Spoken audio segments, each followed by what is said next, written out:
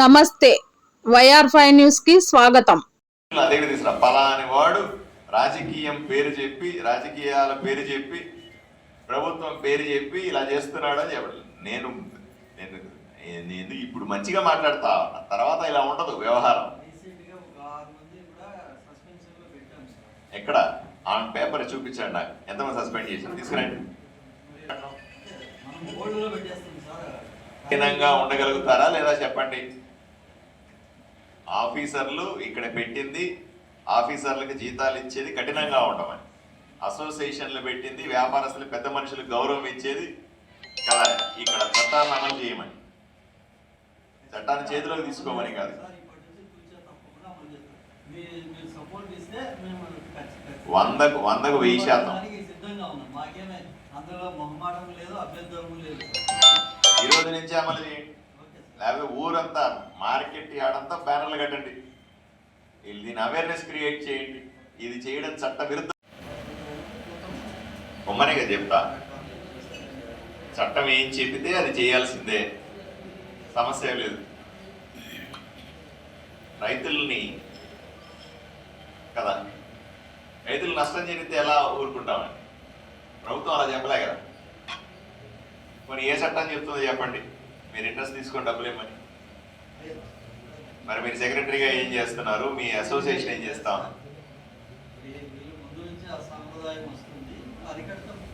సాంప్రదాయం ఏంటి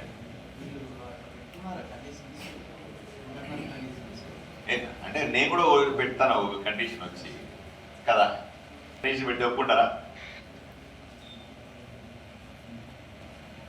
పెద్ద మనుషులు చెప్పాలి కదా. ఎవడి పాటగాడు కండిషన్లో పెట్టుకొని ఎవడి పాటగాడు రైతుల దగ్గర నుంచి డబ్బులు కొట్టేస్తే ఎట్లా ఒప్పుకుంటామండి? మీరు సాంప్రదాయం అని ఎవరు చెప్పి సాంప్రదాయాలు పాటించమని మీరు ఉద్యోగంలో రాసిందా? మరి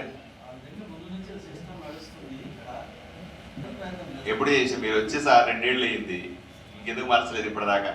వాళ్ళ అసోసియేషన్ ఉంది చూసుకోవడానికి, రెగ్యులేటింగ్ బాడీ ఉంది కదా, 3 అసోసియేషన్లు ఉన్నాయి కదా, దళారీ అసోసియేషన్ ఉంది, వ్యాపారస్తుల అసోసియేషన్ ఉంది, వెయింగ్ మిషన్ వాళ్ళ 3 అసోసియేషన్లు ఉన్నాయి ఇక్కడ కదా. మరి 3 రకాల అసోసియేషన్లు వాళ్ళకి తెలియదా? ఒకటే కదా. సో దీని గురించి సీరియస్గా చర్చించండి, ఎందుకంటే కూటమి ప్రభుత్వం దీని మీద సీరియస్గా ఏమనుమానం లేదు. నేను దీని కాదు తీసుకెళ్ళి అసెంబ్లీలో మాట్లాడతా, చంద్రబాబు నాయుడు గారు చెప్తా, ఏమంటే మా ఊర్లో ఇట్లా సాంప్రదాయం అంటే మా సెక్రటరీ గారు చెప్పారు, మా అసోసియేషన్ చెప్పారు.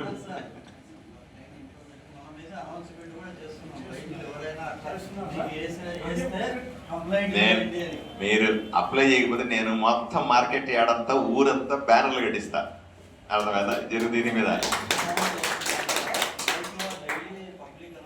అవన్నీ నడవలేదు సార్. జరిగే దోపిడీ జరుగుతూ ఉంది, అది నేను పత్రికల ద్వారా తెలుసుకున్నాను, రైతుల ద్వారా తీసుకున్నాను.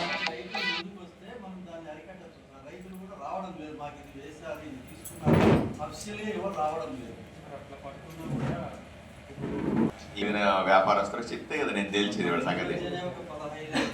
నేను చెప్తాను తోలు తీస్తా, పార్టీలు గిట్టీలని అదని ఇదని చేస్తే ఎవడో చెప్పు, నాకు కంప్లైంట్ నచ్చింది.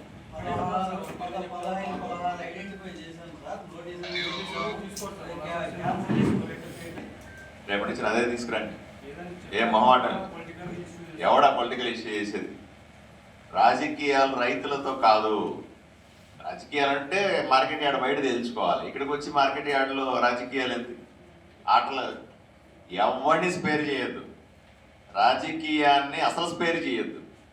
రైతులకు మంచి చేయడానికే మార్కెట్ యార్డ్, రైతులకు మార్కెట్ చేయడానికి మీకన్నా మంచి చేయడానికి మీకందరికీ ఉద్యోగాలు.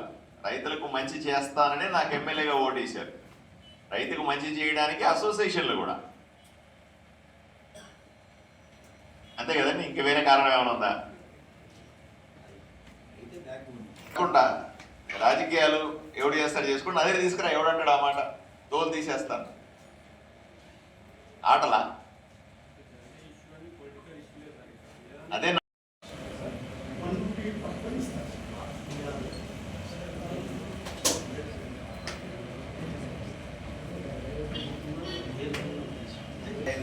ఇస్తాడు కాబట్టి మీరు 15 రోజులకు పేమెంట్ ఇస్తారు అనేది మీ ఇంటర్నల్ అడ్జస్ట్మెంటే. కానీ రైతుకి చట్ట ప్రకారంగా ఏ రోజు కొట్టి ఆ డబ్బులు ఇవ్వాలి కదా, సాయంకాలం ఇవ్వాలా లేదా? మీరు అదే రోజు డబ్బులు ఇస్తే ఇంట్రెస్ట్ ఎలా తీసుకుంటారు?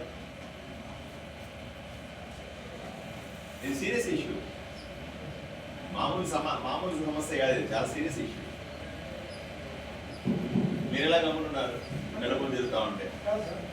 ఒక 20 years బ్యాక్ మార్కెట్లోనే కొన్ని అది ఇక్కడే ఇచ్చేవాళ్ళు. మాకు మందులు లేకుండా ఉండాలంటే మాకు అంటే గవర్నమెంట్ కలెక్ట్ చేయాలని మేము ఆ రోజుల్లో దోచేస్తారా? అన్ని మార్కెట్లో దోచేస్తారా? అది కూడా కరెక్ట్ కాదు కదా. సాక్షాత్ నేను చెప్పేది కాదు, నేను పేపర్లో చదివే మిమ్మల్ని అడుగుతా, తర్వాత చాలా మంది రైతులను అడిగి చెప్తా ఉన్నా. అసోసియేషన్ వాళ్ళు దీనికి బాధ్యులు కాదా? అసోసియేషన్ మీద మీరు చర్యలు తీసుకోవాలి కదా. ఎలా ఎంత డబ్బులు పోతుండాలా ఆలోచన చేయండి. రోజుకి ఎంత బిజినెస్ జరుగుతుంది, దాంట్లో 1%, ₹1, ₹2 ఇంట్రెస్ట్ అంటే ఎంత డబ్బులు పోతుండాలా? ముందే పంట లేదు రైతులకి, మీకు అందరికీ తెలుసు 50% పంటే ఉంది ఈసారి. వచ్చిన పంట కూడా డబ్బులు పెట్టి తెచ్చుకోలేకపోతే, కొనుక్కోలేకపోతే, దాన్ని అమ్ముకోలేకపోతే చివరికి మనం ఏం మంచి చేసినట్టు? వాడి భోజనం పెట్టి సరిపోయిందా? ఈరోజు మన క్యాంటీన్ పెట్టినా ₹5 భోజనం పెట్టి సరిపోయిందా? అది ఎట్లా ఉంటుందంటే జగన్మోహన్ రెడ్డి కొడుకుని పోయేలాగా అన్నట్టు. ₹5 భోజనం పెట్టేది, వాడి జేబుల నుంచి ₹500 కొట్టేసేది వడ్డీ అని. వాడు ₹500 ఇస్తే బ్రహ్మాండంగా పెట్టి బిర్యానీ తింటాడు, అంతే కదా. ఇదే నెక్లెస్ కొట్టేసేది.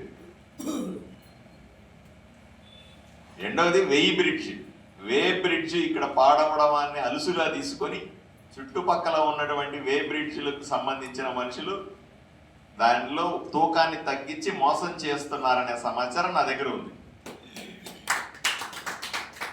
దీని మీద కూడా కఠినంగా ఉండాలా. వాటికి ఏదైనా ఇన్స్పెక్షన్ ఉంటుందా?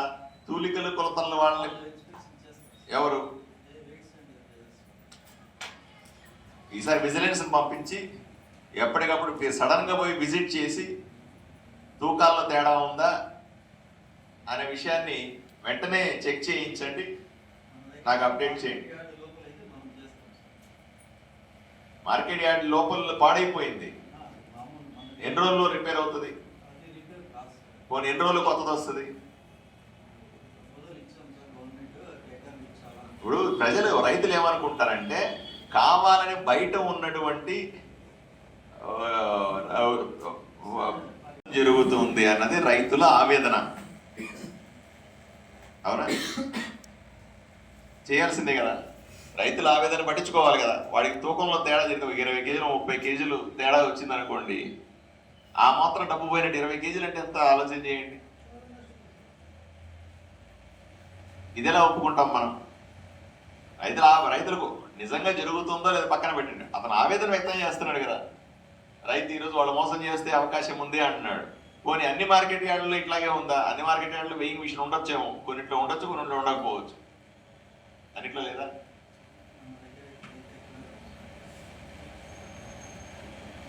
ఇది కూడా సీరియస్ ఇష్యూ మనకి, దీన్ని కూడా పట్టించుకోవాలి.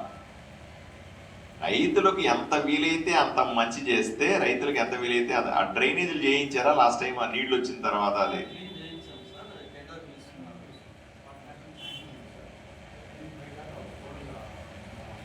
ఎంత పిలిచారా?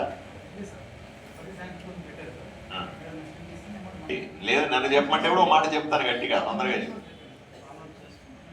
ఏంటి వెంటనే దానికి టెండర్ పెట్టాలి, ఆ కాలువలు తీయాలి, డ్రైనేజ్ పర్ఫెక్ట్గా చేయాలి.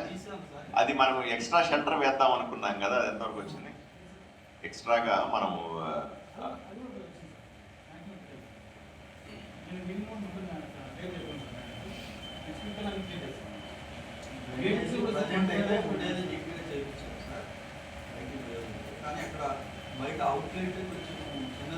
పనులు చేయించి అట్లీస్ట్ మళ్ళీ వర్షం పడితే, ఇప్పుడు వర్షం పడే అవకాశాలు ఇప్పుడు కూడా ఉన్నాయి పరిస్థితులు. ఇంకా తుఫాన్ వస్తే మరీ వర్షం పడింది అనుకోండి, మరి ఆ రకమైన పరిస్థితులు ఉంటాయి కదా. ఏదేమైనా మన అనుకున్న అంశాలన్నింటినీ కూడా చాలా సీరియస్గా తీసుకోవాల్సిందిగా మీకు పెద్దలందరూ ఇక్కడ ఉన్నారు, పెద్దలకందరికీ విజ్ఞప్తి చేస్తా ఉన్నా. దీని పట్ల దృష్టి సారించండి అన్న. మనం ఇవన్నీ కూడా పట్టించుకోవాల్సిన అంశాలు కదన్నా.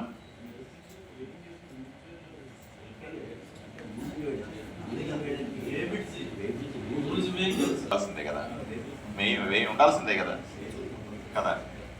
కాబట్టి మనం దాని మీద ప్రెజరైజ్ చేస్తాం తొందరగా. ఇంకోటంటే ఈ తూనికలు కొలత వాళ్ళకి సంబంధించిన విజిలెన్స్ చెప్తాను నేను. మంత్లీ కనీసం 2 సార్లు 3 సార్లు వచ్చి సడన్గా వచ్చి విజిట్ చేయమని కూడా చెప్దాం సీరియస్గా. విజిలెన్స్ వాళ్ళు వస్తారంటే కనీసం ఎప్పుడు వస్తారో వాళ్ళు చెప్పకుండా వస్తారు కాబట్టి కొంత భయాన్ని క్రియేట్ చేస్తే రైతులకు కూడా కొంత కాన్ఫిడెన్స్ బిల్డ్ కావాలి కదా. లేకపోతే మన ప్రభుత్వం ఏం చేయలేదు అనుకుంటారు కదా, ప్రభుత్వం పట్టించుకోవట్లేదంట. మనం ఆ రైతు మీద ఆధారపడ్డటువంటి రాష్ట్రం కదా. రైతుల్ని ఎంత సంతోష పెట్టగలిగితే వాళ్ళ కాన్ఫిడెన్స్ ఎంత బాగా తీసుకోగలిగితే అంత బాగుంటుంది. ఓకే.